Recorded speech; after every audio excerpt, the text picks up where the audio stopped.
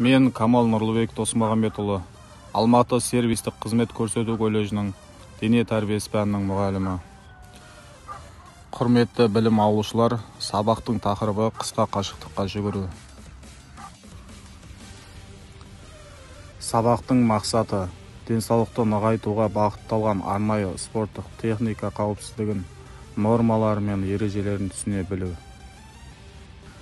Қысқа қашықтыққа жүгіру 4 фазаға бөлінеді. Бірінші старт, екінші старттық екпіндеп жүгіру, үшінші қашықтық бойынша, төртінші мәреге жету.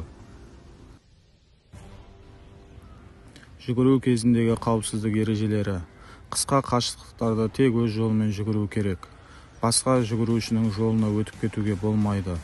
Жүгіріп келе жатып кілт тоқтауға болмайды. Қатарласа жүгіріп келе жатқан досымен әңгімелесуге, оларға тым жақындауға болмайды. Қашықтыққа жүгірместен бұрын денені қыздырып аламыз.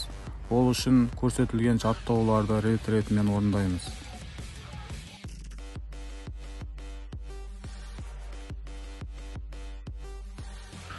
Жүгіру кезінде барлық күш аяққа түседі.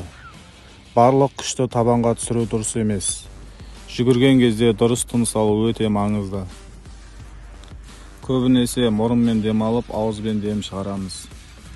Жүгіру кезінде иығымыз ашулы, арқамыз түзу, қолымыз бүгулі, алақанымыз еркін жұмулы.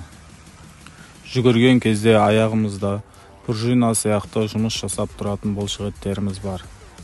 Осы бұлшықеттеріміздің жұмыс жасауы арқылы денсаулығымызды нығайтамыз.